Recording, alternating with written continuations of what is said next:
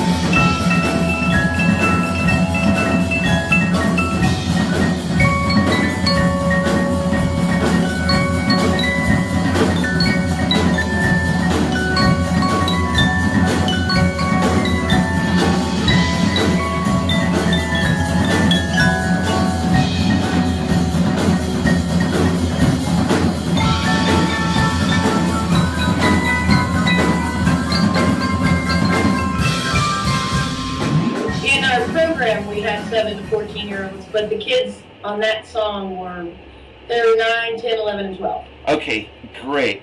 And it's just wonderful. So, Diane, let's start with you, and then we'll talk to Kelsey, and then we'll introduce all the kids and talk to them. First of all, great work that you're doing, especially from the standpoint that it's all percussion, it's all youngsters, but I got to ask two things first. Where did the name Louisville Leopard Percussionists come from? That's the first question, and then I'll ask you the next one after that. Okay, well, in 1993, I was teaching 2nd and 3rd grade, and I was digging through a closet looking for bulletin board paper, and I found a bunch of instruments in the closet, so I went and got the class to help me haul them down the hall. And I found, you want to do a concert? Okay, so we were going to do a concert. Worked up some tunes and played a PTA meeting. I told the kids every band has to have a name. So our team, at the time, we were the cat team. My class was the Leppard class. So we came up with the fabulous Leopard Percussionists. Oh. So that was when I was teaching elementary school, when Kelsey was a little girl in my class. Oh. And then when we changed to a nonprofit community group, we just switched out fabulous and put in Louisville Leopard Percussionists. We kept the Leopard part. That's great. Now, my next question is, and we'll talk about some of the other material that you've performed and recorded, but how did the Led Zeppelin medley come about? Are you a huge Led Zeppelin fan? I like Zeppelin. How can you not like Zeppelin? Exactly. It's great stuff. So we try to introduce the kids to all different kinds of music, and this is an important part of our music history. So I was just listening to some Zeppelin tunes and trying to figure out which ones would work together. And Cashmere in the Ocean, the tempo's about the same, so, you know, we'll throw those in. And plus, those are very well-known tunes. Right. And then you got to have some kind of power tune for the end, so that's why we went with Immigrant Song. Great. Now, starting with Kelsey, and then moving on behind and around with Raina and Odyssey and Brian and David, I want everyone to chime in. What was your first reaction when Diane said, and I don't know if they call you Diane or Ms. Downs, so They call me Diane. Okay, great. What was your first reaction when she said, "Hey, let's do a Zeppelin medley"? Starting with Kelsey. I was so excited. I mean, any power tunes that we have, I mean, we're all ready to go as soon as we hear her say exactly what we're doing. We're ready to jump in it and start working on it. Great. And Raina, what did you think? Were you even familiar with the music at all? Yes, I was definitely familiar with it. Oh, great. My entire family has a whole bunch of different sections of music that we listen to, and a lot of parts of my family work in orchestras and everything, and so I'm familiar with all kinds of music, and I was actually excited. That's great. And how old are you again? I'm sorry. 10. You're 10, and you're in 5th grade? Yes. Okay. And Odyssey, how about you? What did you think? Well, I was still excited, even though I'm not in the Leopards anymore, and I was still excited for them because I get to listen, so Right. it was fun. I thought it was great. Great. Had you heard any of the music before, or were you learning it and hearing it for the first time? I was learning it and hearing it for the first time. Okay, great. And are you in, don't tell me, you're in 5th grade also? You're in 6th grade, right? No, I'm in 7th grade. You're in 7th grade. You're 14. I'm 13. You're 13, that's what I said. And and you also work with the Leopards during their summer camp? Yeah. Okay, great. We'll come back and talk about that in a little bit. That's great. Brian, what was your reaction? Well, I wasn't too familiar with the group, but when we started learning it and practicing it, and I started liking it, so I was pretty excited once I began to get familiar with the songs. And did you, well, I'll ask this question after David chimes in, then I'll ask everybody. David, what did you think? Did you think, okay, Diane has finally lost her mind. This is cool, but she's lost her mind. I thought, wow, Diane has finally gained her mind. I was really excited to play Zeppelin and to help out my buddies with learning this new music, and this is the kind of music, some of the music that I enjoy. So I was really excited to start playing. That is really cool. That's great. So let me ask all of you, did you hear, especially for those of you who had never really been familiar with the music, did you hear the original recordings before, during, or after you learned your parts the way the Leopards played it? Well, we usually listen to the song first, and then we all like start to figure out the notes. Okay. Yeah, we progress from there. Okay. How about anybody else want to chime in on that? You go. Okay. So I actually, when I heard we were doing it, I actually downloaded the songs onto my devices.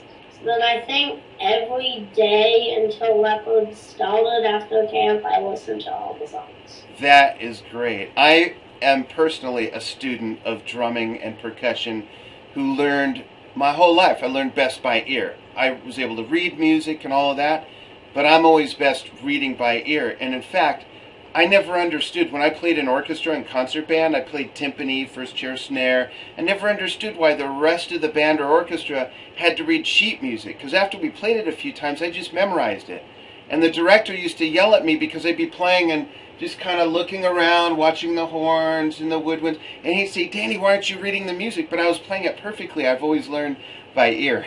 So I can relate to that. Good research, Brian. How about you, Odyssey? Well, when we first listened to it, I was there, and I was like, oh my gosh, this is cool. So I went home and I listened to it, and I liked the music, and so when we got there and they started playing it, I was like, yeah, I like this. That's great. And Raina? My stepdad has all the CDs of Led Zeppelin, like almost all of them. Wait, first of all, give your stepdad a hug from me for that. So we listen to that kind of music all the time in the car every day. He made a CD actually with those 3 songs on them in order. So I listen to it every day on the way to school and home from school. Oh, that is great. That's so cool. And so, Diane, was there any charts or written music for this? Well, the way we do our songs, it's a group effort.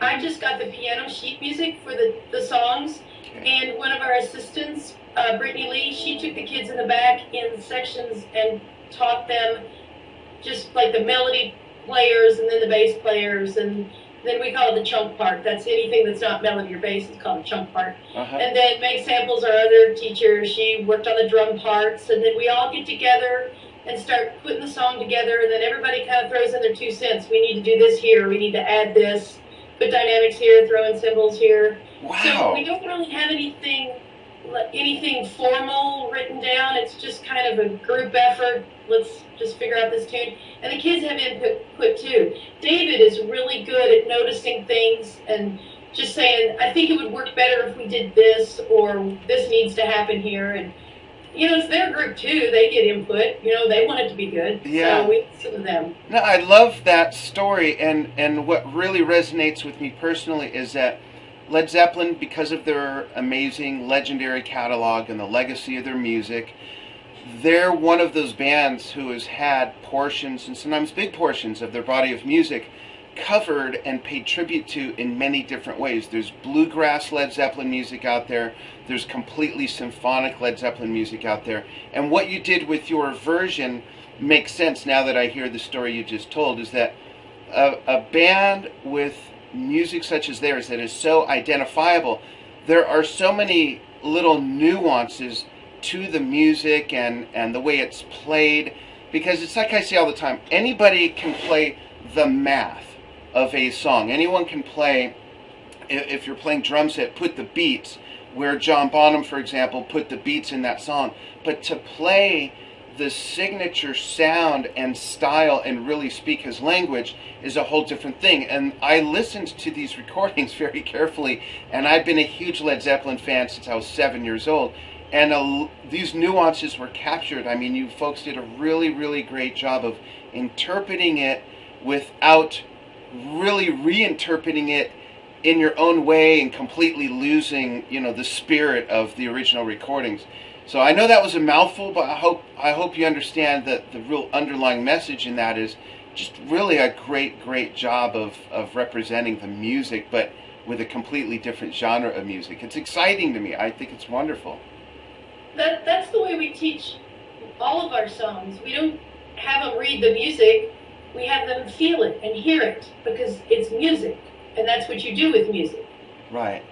That's really cool. Let's talk a little bit about, we'll start with Diane, and then we'll go to Kelsey, and then Odyssey regarding the summer camp. Let's talk more about what the Louisville Leopard Percussionist really is. Is it something that youth can come do after school? Is it on the weekends? Is it only during the summer? In essence, describe briefly what the program consists of. Well, we have a summer camp each July, and it's open to 2nd through 5th graders. Okay. And our older kids, did all of you guys teach camp last year? Yeah. Wow. You didn't? He must have been playing tennis or something. But Yeah. yeah, our older kids come and help teach camp. They're assistant teachers at camp. And it's just a week-long experience. We have drum set class and hand drumming and mallet class and toys, just all the little how to play triangle and woodblock and Irish lap and all that fun stuff. And then we'll put it together and have a show and tell for the parents at the end of the camp. But what the older kids do while they're teaching camp, we have to get new members to bring into the group, so they kind of get to pick their replacements. They watch the kids, the little ones, the first graders, the ones that are going into 2nd grade. They watch them and they're like, I like this kid. This kid looks like they'll fit. Like Raina, she got in the group because all the older kids thought she was really weird. So, I didn't know if she could play or not. It's like, okay, we'll take the weird girl. That's how I got chosen. Just so you know, that's how I got chosen to be the CEO of Drum Talk TV, because they thought I was weird. There you go. See, but that's kind of the way our group is. It's okay to be different and strange and weird because we're all kind of like that. Weird gets you places. That's Weird right. gets you places. That's right. As long as it doesn't get you to weird places, you want to be careful with that. But after camp, then we start rehearsing. When school starts, we start rehearsing again. We've got the beginner group made up of 2nd and 3rd graders, and then our advanced group is 4th, 5th, and 6th graders. And when we throw them out of the group in 6th grade and they don't want to leave, like Odyssey, who will never leave, we're going to end up hiring her one day. That's great. Yeah, oh, definitely. But the ones that don't want to leave, we built a steel drum group, and they get to stay in steel drums until 9th grade. And then we had one girl, Carly, that she had finished up, okay, it's time for you to leave, and she just never stopped coming. I'm looking over, and she's still playing, and now she's a senior in high school. It's like, all right, that's cool, you can keep playing. So some of them don't ever leave. So, like Kelsey. That's great. Before we go to Kelsey, I want to ask all the kids something at the same time. Is everybody, if you don't mind me asking, if this isn't too personal, if it is, you don't have to answer, or I'll just edit this part out, but is everybody doing okay in regular school? Do you all do pretty well? Yeah? Okay, good. Good, because you know what we've all learned. I mean, anybody that's been in touch with music in any way, especially if you've ever taken lessons or being connected with music in school, is that anyone, not just kids and children, but adults, anyone who studies music typically develops better steady habits, there's a discipline involved, things like that, and typically do well in school. So it's good to hear all that. Great. How about you, Kelsey? Can you tell us a little bit about how you fit in and give us your perspective of being a young child in the beginning, being part of the Leopards, and now being where you are as the assistant director? It's incredible being in their shoes and kind of walking the path that they've walked and learning the way that we teach them, and then going to middle school and high school and then focusing on all the technical aspects of reading music and how to hold sticks properly, and then being able to come back to Leopards as an assistant director and teach them every tiny little thing that they could be learning on a middle school and high school level. So these kids really are pushed, and we do expect the best from them, and we teach them exactly how they should be learning from the beginning. It's not like a kid-proof way that we're teaching them. We are teaching them like anybody else should be learning. That's great. There's no insulation and there's no sheltering going on here, right? No, and especially I focus on hand drumming and the Latin kind of part of music with the kids. Mm-hmm. So I really expect them, when I'm teaching them bass tones or open tones and slap tones, I'm really going to push them until, they're starting to really get the technical part of the conga drum. That's great. And how, of all the student body there, what percentage learn more than one or two percussion instruments, and what percentage learn most of the percussion instruments you have there? Because as you mentioned, I know you have hand drums, you have xylophone, you have marimba, you have drum set. We saw it in the video, other kids playing, setups with just maybe a floor tom and a cymbal. What is sort of the mix, if you will, of what most of the kids or some of the kids learn? Each kid learns every instrument. Oh, they wow. Every instrument, they learn how to play all the instruments, and it starts with summer camp. They go through each class. We have a drum set class, a hand drum class, the accessories, the smaller instruments, how to play a güiro, how to play a wood block properly or a cowbell properly. And then they have marimba class, and Diane teaches them how to solo. She teaches them about scales, and so they learn everything of every instrument. I need to be a Leopard. I need to learn all this stuff. This is really, yeah, I would love to. This is really amazing stuff. Do you folks ever bring clinicians in, like have guest teachers do some sort of master class or speaking or anything like that? Yes. Oh, really? Who's our last one? Giovanni Hidalgo stopped by. Okay. We've had Bernard Woma. A long time ago, I think when you were little, Evelyn Glennie came. Oh, wow. So we've had people come through, but we've gotten to play with a bunch of people too. We played with Ndugu Chancellor. We just played with him a couple of weeks ago. Ruben Alvarez. When a while back, we got to play Take 5 with Joe Murillo. Wow. At the time, the kids were, who's that? Don't worry about it. You'll get it later. And as they grow up, they get it. And Louis Belson, we played with him, he wrote a song for us. And we played with Zorro, Dave Samuels, a lot of different people. Victor Mendoza. We played with Jim James, My Morning Jacket. We were their warm-up band. We were the warm-up band for Chick Corea, Jack DeJohnette, and Eddie Gomez in New York City for our HBO show. So that's great. We've had some great opportunities. Great. We'll talk privately later, but I'd like to refer some specific people to you to maybe do like master classes there and stuff on the premises. But let's talk more about summer camp. Honesty, tell us about your experience of growing up through the program as a young Leopard and then becoming like a summer camp counselor. Would that be the right title? Teacher. Okay. Assistant teacher. Okay, talk about your experience the same way Kelsey did, from being a Leopard to then growing up a bit to the point where now you can be an assistant teacher. Talk about that experience and the transition and evolution of it. Well, when I first came to summer camp, I was like, what is a cowbell? I was like, I didn't know what this was. And they taught me how to play it. And wait, where's the cow? Where is the cow? I have the bell. Where's the cow? I didn't know what any of the stuff was. But then they showed me how to play it, and they showed me what everything was, and I was like, this is really cool. I want to do this for a long time.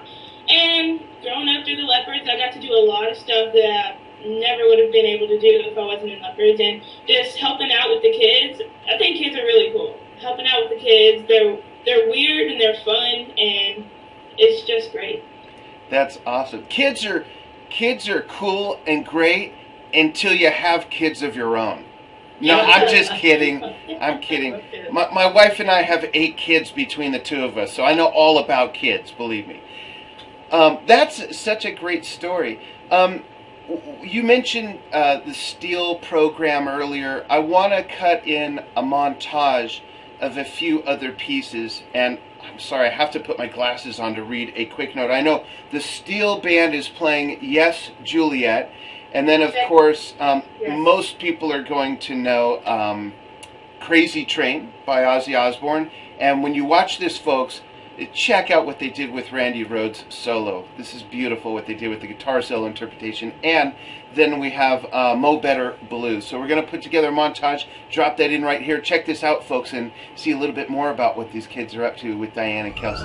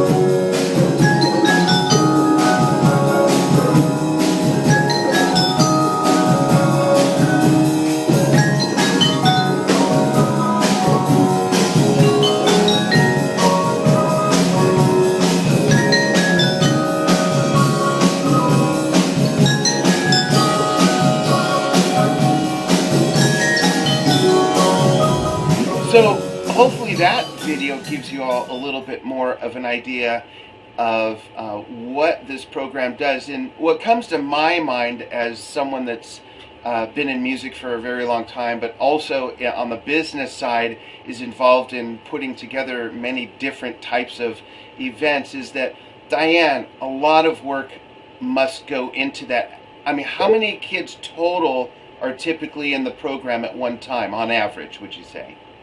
Well, in our advanced and beginners and our steel combined, we usually take all 3 groups on the road when we gig. There's around 50 kids in that, and then we've got a Leopard Light program. It's an experience group. They just rehearse once a week, and it's kind of like summer camp all year long with them. And they perform at our big gig that we have coming up in April, and there's maybe 45 kids in that. Okay. So we have a mess of kids running through our space every week. And typically, how many pieces of music might cycle through and be performed in, say, the course of even just the summer camp alone? Well, in the summer camp, what we do with we have 2 weeks of summer camp. 1 week is kids we don't know that are new to the program, and the second week is our Leppard group. Okay. The first week, it's just experience, how to play the instruments, and then they play different beats on the drum set. They learn a rock beat, a swing beat, and maybe a funk beat. And then in my group, we all compose a blues tune. I just teach them the structure of blues, and then as a group, we compose a song. Oh, okay. So that's for me, because I don't have to have anything prepared. We make it up as we go. But Leopard Week, we pick out, like, we knew we were going to do Zeppelin. So Leopard Week, we concentrated on how to play rock beats, just the feel of the song. We learned parts of I think we learned all of Kashmir at Leppard at camp, and then we learned the other 2 later. But we also learned a song called Shrimp and Gumbo. Is that Shrimp and Gumbo? I always forget the name. Shrimp and Gumbo, that our friend Dan Dorff, he's out of Cincinnati, he's in Mukapaza and plays in a bunch of different groups around town. He came and taught us that one, and that's just so we learned 2 songs at camp. Okay. So. Well, what I see is that this is a lot of work. I mean, 50 kids being taught or doing anything, in one given program is a lot. Are there any? I mean, there must be other key people that help with all this besides yourself and Kelsey, right? I mean, I hope. Oh yes. Do you want to give them a quick shout out and just briefly say what their title represents and how they fit in? Okay, Brittany Lee is an assistant director. She started in the group when she was 7. And am I allowed to say how old they all are? Yeah, that's up to you. It's fine with us. Okay. Brittany started when she was 7, and she's 29 now. Okay. We have Bryce McGuffey. He's one of our teachers. He's our newest teacher. He started when he was 7, and he's 20 now. Okay. He's in college. He's a jazz studies major. Great. And then Meg Samples. She was never a Leopard when she was a little girl, but she fit in perfectly with what we're doing. She's a graduate of the University of Louisville in the jazz studies program, so she's got the jazz background, and that the way you learn jazz is very close to the style that we're teaching the kids. So she fit in perfectly with the group. So without Brittany, Kelsey, Meg, and Price, there's no way I would be able to do this. And I don't take lead on everything. I'm one of the teachers. Mm-hmm. They know a lot more about this stuff than I do, so I'll let them do it. Oh, that's I don't great. have a percussion background, so I don't know the stuff they know. That's great. Do you take requests? Well, yes, we take requests. Okay, whether or not you'll do them is a different thing. But I have a request. I'll just throw it in the mix, and you think about it. But one of my favorite pieces to play on the drums is, and it's actually a specific version of this piece. It's the live version of Emerson, Lake and Palmer playing Tarkus from their Triple Live album from 1973 or 4. Welcome back, my friends, to the show that never ends. Tarkus, I could hear and see you folks really cranking out a wonderful rendition of that. So that's Drum Talk TV's request, if that ever comes to be. I'm singing it in my head. Yeah. We could probably. Okay, we'll put that on the list. Great. And I want to ask each of the kids something, starting with David. What, so far, for each of you, starting with David, say how long you've been a Leopard, and what's the biggest thing you've gotten out of it so far? Well, I mean, I've been in the group for 5 years now, and I'm in 6th grade. Okay. So, and I've gotten music experience out of this. I've gotten lots of new friends. I've got this. I could go on and on about this. There's really nothing bad about it at all. And I wasn't implying there was. That's great. Brian, how about you? How long have you been a Leopard, and what have you taken away from it that means the most to you? Well, I've been a Leopard for 4 years now, and I've really taken away, like David said, a musical experience. And a lot of times with my brother, we debate about this, I think, every day. Since I've learned music through Leppard, so I learned it by hearing, but he's in bands at his schools, so he uses sheet music. So I've kind of brought that new way of learning to my band. Great. And Odyssey, how about yourself? I've been in Leopards for about 6 years now, and the best thing I've gotten out of this is the bond that I have with my teachers and my friends, because at school or anywhere else, you don't get friends like this that are weird and do all the same stuff as you do. Because at school, everybody does something different, but here we all do the same thing, so we can all relate to each other. And it's just, the bond that I have with all my friends and teachers. That's great. Raina, how about you? How long have you been a Leopard, and what's been the most meaningful thing that you've gotten out of going through the program? I've been Leopards for almost 4 years now, and everything in Leopard is good, but I meet new people that I never would have known, and everybody's weird. Everybody's so different that it's so interesting, and you feel like you can be more free and be who you are more in this group than anywhere else. That's great. And there's nothing more important than being able to be who you are, because that's what we're all best at. I've got that down, For me to try to be something else is just too much work, and we shouldn't have to be. So that's great. And Kelsey, I think I know what your answer is going to be, but I got to ask it anyways. If you could chime in the same way. How long have you been, associated with the Leopards, and what have you gotten out of it the most? I have been part of the Leopards for about 21 years. And I mean, you take away something new every day. I mean, these kids are just so fun to be around. They teach me things that I don't even know about. I mean, these kids are just incredible to work with. And I'm so full of joy to be able to call this a job that I have, and that I can do this every day. That's great.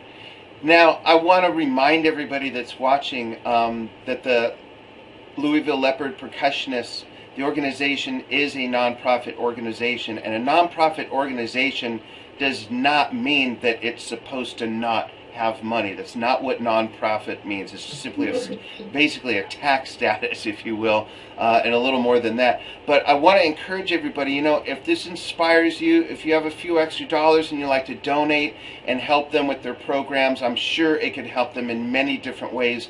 On this interview page on our website, you'll see links to their website, their social media. The website's actually on the screen right now as well, but you'll also see where you can be led to the page where you can donate. And Diane, because you're a 501(c), that would be a tax-deductible donation, correct? Yep, we'll send you a letter. You can use it on your taxes. And it really does help us out, because these kids, they pay tuition on a sliding scale. Their parents pick how much they're going to pay every month, because we don't want anybody not to be able to be in the group just because they can't pay for it. So, right. But you're right. We do need some help, just to give as many kids as possible a great musical experience. Yeah, and I know that, whenever you're watching this episode, whether it's right after it's released or whether it's 2 years from now, I know that money's always tight at times, but it always feels so good to just give even just a few dollars for something, especially if you know where it's going, because we don't always do. But if you know where it's going and what it's being used for, and Diane, if you don't mind, now that everybody does know more about the program, And thank you for all you kids, and Kelsey for talking about what you've gotten out of it. Diane, tell everybody, what are some of the things that the funding would help? Well, summer camp, hiring our teachers for summer camp, because we try to bring in teachers that they don't learn from all year, besides us. Danny Markham is an alumni. She plays with the Tune Yards, and she comes in and teaches summer camp. She couldn't last year. She was in Europe or something like that, but she'll come and teach. Hannah Ford was a Leppard when she was a little girl. She was playing with Prince. So when she can fit it in, it's been a while since we've seen her, but when she can make it, she'll teach summer camp. And so summer camp, it helps us get through summer camp. Also, giving these kids experiences when people come to town, if we could get them to come in and do a clinic, we can pay them a little bit for that. Mm-hmm. And taking them on trips. They love going on trips. I like to go to schools and play for other kids just to show them what kids can do. Yeah. I want to take more opportunities to play at universities to show music ed kids the way you're being taught to teach music works. That's a proven method. But look at this, because this works too. Yeah. So you might want to try some of this out too. And also, we've got regular things to pay for, like we have to pay the bills. You might notice in some of our videos, kids are wearing coats because we don't put the heat on very often because it's expensive. So plus they're just kids. I mean. Right, they don't mind playing with their coats on. Well, and there's stuff, there's pens, there's the internet, there's marketing, there's operational things. It's just like any other business that, needs capital to operate on. So anybody out there, if you're inspired and you can help, please help. What we would like to do is come out there and film a special on the premises and do something very special, kind of a documentary sort of film. So we'll talk about doing something like that. I'll talk to you about... That would be great. Yeah, we would love to do that. And also, if you email me the shirt sizes of all of you right there, I'll send you a official Drum Talk TV shirt, and I'll pick out a funny saying for each of you, so it'll all be a surprise. And I've got one other surprise for you. I may have to put my glasses on for this. And by the way, folks, at drumtalktv.com/shop, that's where you can get all our goofy shirts that we have. But I have a signed drum head by a lot of Drum Talk TV guests that I'd like to donate. And if you want to auction it, if you want to put on eBay, if you want to, generate some funds with it, if you want to hang it in your practice room, whatever you want to do with it, you're more than welcome to. But this has been signed by people like Carmine Appice, Mike Portnoy, Nick Menza, Stuart Copeland, Mark Schulman, let's see, Ian Pace of Deep Purple, Cello Eduardo, who's currently with Remo, an amazing Latin artist. A lot of Ricky Rocket. In fact, it's a Ricky Rocket drum head. This thing was worth $50,000, but then I made the mistake of signing it. It's worth like $10 now. Just kidding. So we'll go ahead and send this to you as well. And folks, go to the links that are on this page and check out all their other work. It's beautiful music. It really, really is. The steel drum piece that we cut in from, go watch the whole performance of that. Watch all the performances. And I was looking at the wrong camera there for a minute. And be sure to stay tuned and find out when we are going to go out there and film a special, and watch for that. And poke around drumtalktv.com for all kinds of other interviews with your favorite artists, educators, and manufacturers of drum gear. And follow us on the Facebook page. And thank you for watching Drum Talk TV, the heartbeat of the global drumming community. And thank you all for joining us. Diane, Kelsey, Odyssey, Raina, Brian, and David, thank you very much. And thank you for watching. We'll see you soon.